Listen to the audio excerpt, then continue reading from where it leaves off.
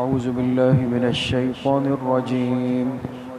بسم الله الرحمن الرحيم. وإذ قال لقمان لابنه وهو يعظه يا بني لا تشرك بالله إن الشرك لظلم عظيم. صدق اللہ العظیم. یہ سورہ لقمان کی آیت نمبر 13 آپ حضرات کے سامنے تلاوت کی گئی ہے. جیسے یہ بات شروع سے چل رہی ہے کہ اس صورت میں اللہ پاک نے اپنے ایک بہت ہی خاص اور مقرب بندے کا تذکرہ فرمایا ہے، اور وہ خاص اور مقرب بندے وہ کون ہے؟ حضرت لقمان حکیم ہے، جو پیغمبر بھی نہیں کہ جن پر وحی اتر آئے، جن کو نبوت ملے، نبی نہیں ہے، لیکن اللہ کے ولی ہے. اور ولی بھی ایسے ہیں کہ جن کی زبان پر اللہ پاک نے حکمت کی، دانائی کی، خیر کی باتوں کو جاری فرمایا. ان باتوں میں کتنی خیر ہوگی اور وہ کتنی حکمت والی باتیں ہوں گی کہ جن کو اللہ پاک نے اپنے کلام پاک کا حصہ بنایا ہے. دوست اس سے اندازہ لگائیں. تو حضرت لقمان کی نصیحتیں بہت قیمتی ہیں، اس لیے باقاعدہ اس کو الگ سے جمع بھی کیا گیا کہ حضرت لقمان حکیم نے کیا کیا نصیحتیں فرمائی ہیں. تو ان آیات سے جو آیت نمبر 13 ہے، اس میں اللہ پاک نے ان نصائح کا تذکرہ شروع فرمایا ہے جو انہوں نے اپنے بیٹے کو فرمائی ہے. اس آیت کا ترجمہ ہے وَإِذْ قَالَ لُقْمَانُ لِابْنِهِ، اور تم یاد کرو اس وقت کو جب لقمان نے اپنے بیٹے سے کہا. بیٹے سے، ان کے بیٹے کا نام لکھا ہے ثاران، ثا کے ساتھ، الف با تا کے بعد جو ثا آتی ہے نا، ثا، ثاران، یہ ان کے بیٹے کا نام تھا. تو اپنے سگے بیٹے ثاران کو نصیحت فرما رہے ہیں. اپنے بیٹے سے کہا وَهُوَ يَعِظُهُ، ان کو نصیحت کرتے ہوئے، یا بنیا، اے میرے پیارے بیٹے، لا تشرک باللہ، اللہ کے ساتھ شرک مت کرنا. ان الشرک لظلم عظیم، بے شک شرک کرنا یہ بہت بڑا ظلم ہے. شرک بہت بڑا ظلم ہے. یہ ان کی پہلی نصیحت ہے جو انہوں نے اپنے بیٹے سے فرمائی ہے. سب سے پہلی بات تو میرے عزیزوں، دوستوں، بزرگوں، یہ ہے کہ اپنے چھوٹوں کو، خاص طور پہ اپنی اولاد کو، یا جو اپنی ماتحتی میں جتنے بھی لوگ آتے ہیں، ان سب کے لیے نصیحت کا، ان کی تربیت کا انتظام کرنا یہ بڑوں کی ایک ذمہ داری ہے، اور شرعی ذمہ داری ہے. آج اس سے بہت زیادہ غفلت ہے. ہم میں سے ہر ایک اپنے اوپر غور کر لے، ہر ایک دیکھ لے کہ ہم میں سے کون ہے جس کے اندر یہ مزاج ہے کہ وہ اپنے چھوٹوں کو نصیحت کرتا ہو. باقی سب کچھ ہوتا ہے، مذاق ہے، مستی ہے، بات چیت ہے، گپ شپ ہے، سب کچھ ہے، نصیحت نہیں ہے. یہ ایک ذمہ داری ہے کہ آج ہمارے بڑوں میں، خاص طور پہ والدین میں، اس لیے کہ ان کے لیے ان کی اولاد اللہ کی بہت عظیم نعمت ہے. تو اپنی اولاد کی صحیح تربیت کے لیے ان کو وقت پہ صحیح نصیحت کرنا ضروری ہے. لیکن نصیحت کے لیے ضروری ہے کہ نصیحت کرنے والا خود بھی اپنی اصلاح کی طرف متوجہ ہو. اب ظاہر سی بات ہے کہ میں نے اپنی اصلاح نہ کی، نہ اس کی کوئی فکر اور احساس ہے، میں خود دنیا میں مست گھوم رہا ہوں، نہ دائیں کی پرواہ نہ بائیں کی پرواہ، تو نصیحت کیا کروں گا؟ کون سی بات میں سمجھاؤں گا اپنی اولاد کو؟ ان کو صحیح اور غلط کا فرق کیسے سمجھاؤں گا؟ تضاد چونکہ بڑوں میں آ گیا. آپ نے کل عشاء کے بعد جو ہمارے حضرت کا بیان تھا کتنی خوبصورت بات فرمائی کہ آج ہر ایک یہ چاہتا ہے کہ اپنی اولاد کی تربیت کرے، لیکن اس تربیت کے اندر بڑوں کے انداز میں تضاد ہے۔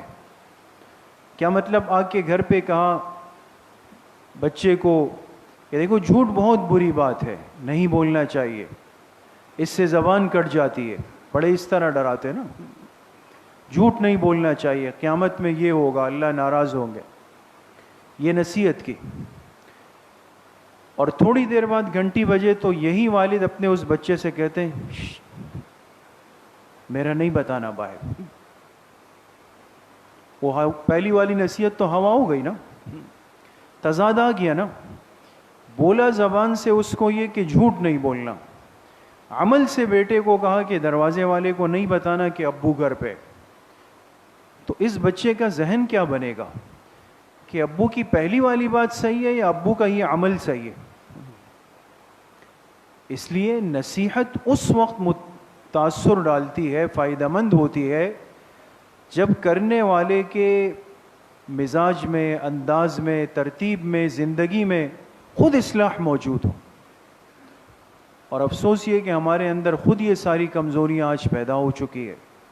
ہمارے حضرت پیر ذوالفقار صاحب دامت برکاتہم نے لکھا ہے کہ میرے پاس اکثر لوگ آتے ہیں اپنے بچوں کو لے کر، اور بڑی اچھی بات ہے کہ حضرت یہ میرا بیٹا ہے، یہ میرے بچے ہیں، آپ ان کو کچھ نصیحت فرما دیجیے۔ تو حضرت فرماتے ہیں کہ جو کہنے والا والد ہوتا ہے اس کی حالت کو دیکھ کے دل چاہتا ہے کہ پہلے اس کو نصیحت کروں۔ بڑوں کی کمزوری زیادہ نمایاں ہے، اس پہ ہم پردہ ڈال دیتے ہیں، سارا بوجھ چھوٹوں کی طرف منتقل کر دیتے ہیں، تو بات میں نہ اثر ہے، نہ وزن ہے، نہ تاثیر ہے۔ اس لیے میرے محترم دوستوں، بھائیوں اور بزرگوں، چونکہ ہر سنجیدہ ماں باپ، ہر سنجیدہ بڑے یہ چاہتے ہیں کہ ہماری اولاد کو جو ہم نصیحت کریں وقت پر وہ اس کو قبول کریں، تو اس کے لیے ضروری ہے کہ اس نصیحت کا عملی نمونہ بڑے پہلے خود بنیں گے۔ ایک بات۔ دوسری بات، وہ چھوٹوں سے متعلق ہے، ماتحتوں سے متعلق ہے کہ جہاں نصیحت کا مزاج ختم ہوا، دوسری طرف نصیحت کو قبول کرنے کا مزاج بھی ختم ہو گیا۔ لہٰذا اب کسی کو آپ سمجھانے کی کوشش کریں تو اس کو برا لگتا ہے اور اس پہ بوجھ آتا ہے، وہ برا مانتا ہے۔ باقی تو اپنی جگہ آج اولاد کو بھی برا لگتا ہے۔ تھوڑی سی سمجھ آ گئی، 13، 14، 15 سال کی عمر میں آ گئے، محسوس ہوا کہ بھئی اب تو ہم انگلش بولتے ہیں، پڑھ لیتے ہیں، اردو لکھ لیتے ہیں، کمپیوٹر چلا لیتے ہیں، موبائل کے ماسٹر ہیں، تو اب اگر بڑے کچھ کہتے ہیں تو برا لگتا ہے، منہ بناتے ہیں، ماتھے پہ بل آ جاتے ہیں۔ تو اس سلسلے میں ہمیشہ جتنے ہمارے نوجوان ساتھی ہیں، بچے ہیں، طلبہ عزیز ہیں، ہمیشہ یہ بات یاد رکھیں کہ جنہوں نے اپنے بڑوں کی نصیحت کو وقت پہ قبول کیا ہے، چمک گئے اور قیمتی بن گئے، اور اللہ پاک نے ان سے بھرپور کام لیا جو قبول کر لیتے۔ تو آج یہ ایک مزاج باطل کی طرف سے دیا جاتا ہے۔ آپ دیکھیں نا، آج سے پہلے یہ تصور تھا کہ بھئی 18 سال، اتنے سال عمر ہو جائے تو بس اب اولاد خود کفیل ہو گئی۔ نہیں، جب تک بڑے زندہ ہوتے تھے وہ اپنی اولاد کو ڈانٹتے بھی تھے، نصیحت بھی کرتے تھے، سخت سست بھی کہتے تھے، اگرچہ وہ کافی بڑے ہو جاتے تھے، شادی شدہ بچوں والے ہوتے تھے، لیکن ماں باپ کو ماں باپ کا درجہ دیتے تھے، استاذ کو استاذ کا درجہ دیتے تھے، اپنے مصلحین کو مصلح کا درجہ دیتے تھے۔ یہ بہت بڑی نعمت ہے دوستو، جب تک کوئی سمجھانے والا سر پہ موجود ہو۔ میں آپ سے عرض کروں، ہمارے کراچی میں ایک بڑے بزرگ عالم گزرے، اور ابھی پچھلے سالوں میں 1-2 سال قبل ان کا انتقال ہوا۔ بہت بڑے عالم تھے، بہت بڑے انسان تھے، اور بہت بڑا ان کا ایک دینی ادارہ بھی تھا اور ہے۔ تو ان کے والد صاحب حیات تھے، وہ بھی بزرگ آدمی تھے، اگرچہ والد صاحب خود رسمی عالم نہیں تھے، حافظ قرآن تھے، بیٹے ماشاءاللہ بڑے عالم، بڑے مفتی اور بہت دین کے کام سے جڑے ہوئے۔ تو ایک عالم ہمیں بتانے لگے جو اس ادارے سے پڑھے ہوئے تھے کہ ایک دن ہم اپنے استاد صاحب کے ساتھ، حضرت مفتی صاحب کے ساتھ دفتر میں بیٹھے ہوئے تھے، اور مفتی صاحب کے مزاج میں انتظام، اصول یہ بہت زیادہ تھا، لہٰذا کوئی دائیں بائیں ہوا تو فوراً گرفت۔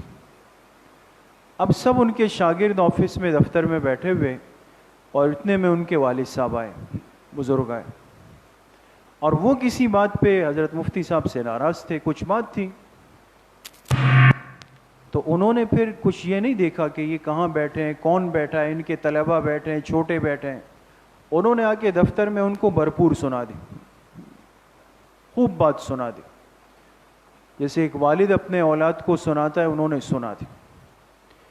اب ظاہر سی بات ہے کہ اگر ہم جیسے لوگ ہوں تو وہ کہیں گے کہ بھئی یہ تو آج بڑی بے عزتی کر لی، اگر والد صاحب نے سمجھانا تھا تو گھر میں کہتے، اکیلے میں کہتے۔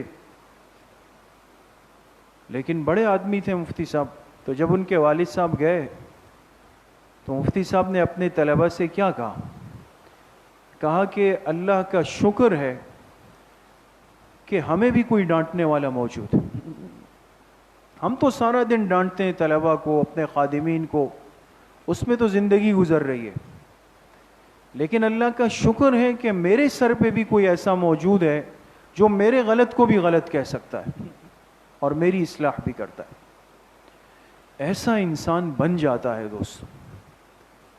اس لیے کبھی بھی وہ سنجیدہ ہمارے بڑے جو ہماری اصلاح کے لیے ہم پر ناراض ہو، ڈانٹ ڈپٹ کرے، تنبیہ کرے، ٹھیک ہے بوجھ دل پہ آتا ہے، لیکن یہ نعمت غیر مترقبہ ہے۔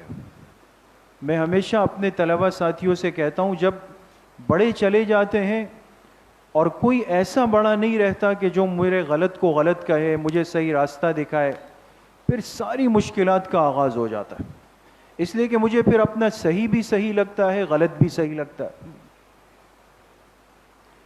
تو واعظ و نصیحت کرنے والا وجود اور ہاتھ، یہ بہت بڑی نعمت ہے۔ تو ہمیشہ ہمارے ساتھی، نوجوان، بچے، طلبہ وہ اس نصیحت کو لیں کہ کبھی بھی اپنے بڑوں کی باتوں کو بوجھ نہ لیں۔ تربیت اور نصیحت کا ایک وقت ہے، وہ وقت جب گزر جائے گا پھر نہ کوئی بتانے والا ہوگا، نہ کوئی سمجھانے والا ہوگا، نہ کوئی تربیت کرنے والا ہو۔ تیسری بات، آپ نے آیت پہ غور کیا کہ حضرت لقمان اپنے بیٹے کو نصیحت کرنے، اور نصیحت کا آغاز جو سب سے اول نمبر کی بات کی، پہلے نمبر کی، معلوم ہو سب سے قیمتی بات ہوگی اور سب سے ضروری بات ہوگی جو نمبر اول پہ آئے گی، وہ نصیحت کیا کی؟ فرمائے لا تشرک باللہ۔ کیا مطلب؟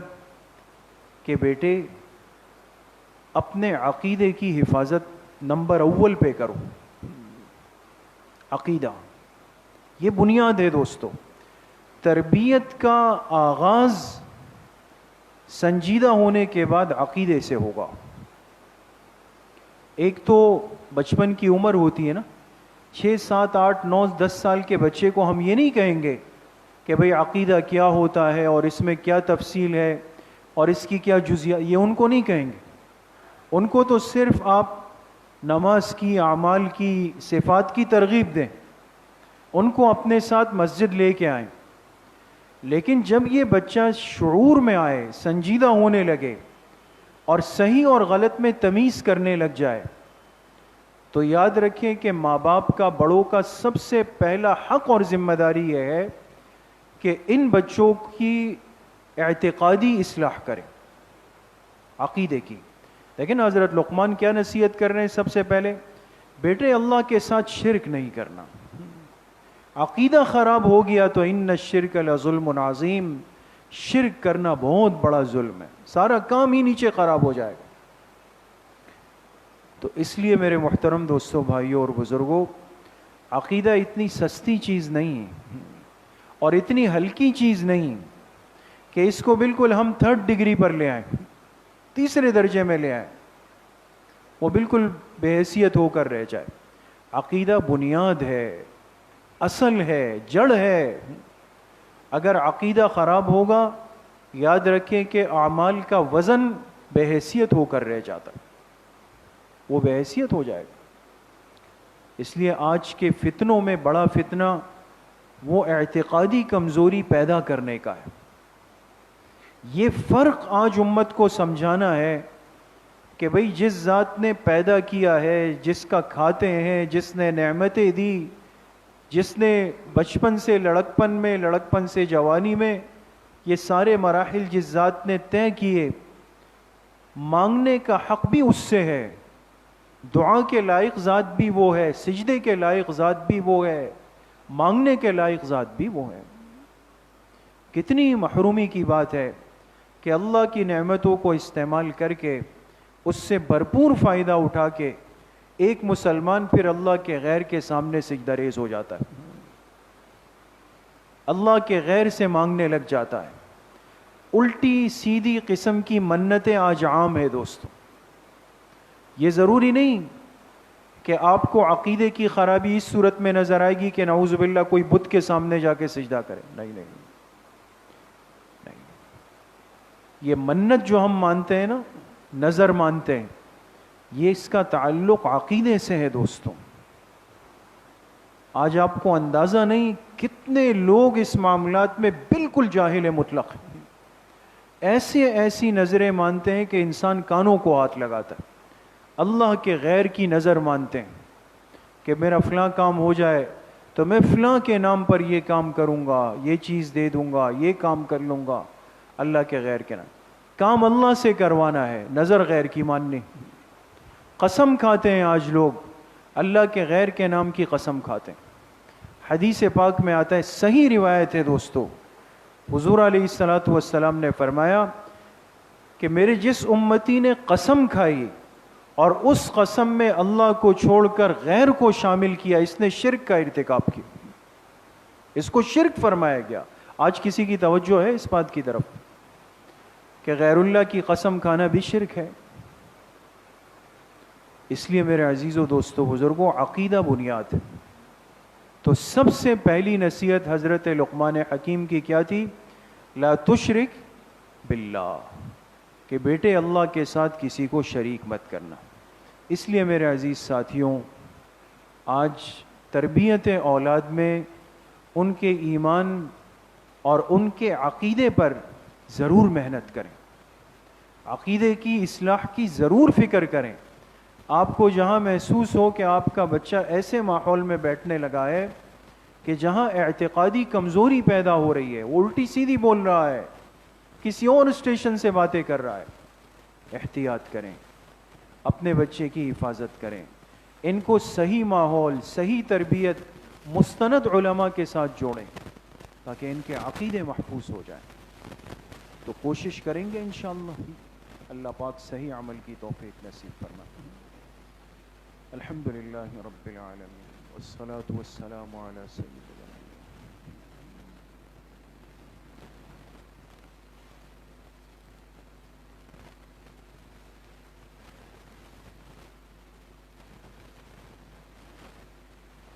وصلی اللہ وسلم علی نبینا محمد وآلہ واصحابہ اجمعین۔